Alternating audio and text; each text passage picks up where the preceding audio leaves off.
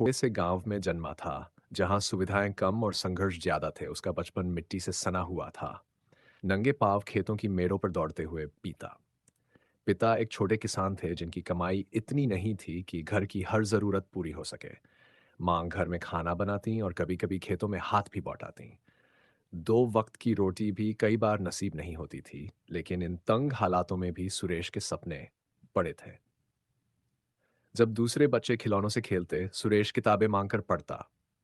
गांव के सरकारी स्कूल में पढ़ाई करता था, जहां टीचर समय पर नहीं आते थे और न ही बैठने को ठीक बेंच होती थी। लेकिन फिर भी वो दीवार की छाया में बैठकर धूप में पसीना बहाकर पढ़ता रहता। उसके पास स्कूल बैग नहीं था। वो किताबें पुराने कपड़े में बांधकर लाता जाता। गांव में लोग कहते थे, पढ़ाई से क्या होगा, खेती ही करनी है आखिर में। लेकिन सुरेश को यकीन था कि उसकी किस्मत किताबों में छुपी है, हल में नहीं। उसने ठान लिया था कि वह एक दिन अपने परिवार को इस गरीबी से बाहर निकालकर दम लेगा।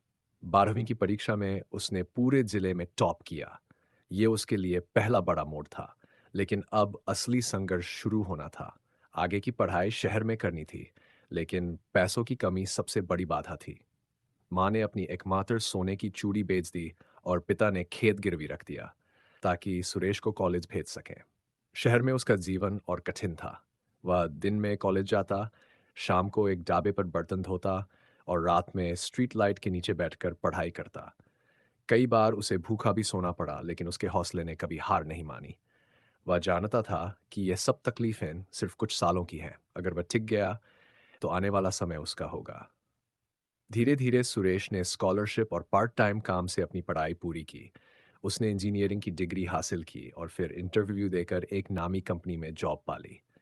पहली बार जब उसने अपने माँ बाप को शहर बुलाया और उन्हें एक नया घर दिखाया, तब उनकी आंखों में खुशी के आंसू थे। माँ ने सिर पर हाथ फेरा और कहा, तूने हमारा सपना पूरा कर दिया बेटा। लेकिन सुरेश ने यही नहीं रुका। उसे याद था अपना अतीत, अपना गांव, वो बच्चे जो आज भी उसी हालात में जी रहे हैं जैसे वो जिया करता था। उसने गांव में एक फ्री ट्यूशन सेंटर शुरू किया, जहां गरीब बच्चों को किताबें, कपड़े और पढ़ाई की सुविधा दी जाती है। वह हर महीने अपनी तनख्वाह का एक हिस्सा उन बच्चों पर खर्च करता है। आज सुरेश न सिर्फ एक सफल इंसान है, बल्कि एक प्रेरणा है उन लाखों युवाओं के लिए जो हालात से हार मान लेते हैं। उसकी कहानी बताती है कि जहां जज्बा होता है, वहां रास्ते अपने आप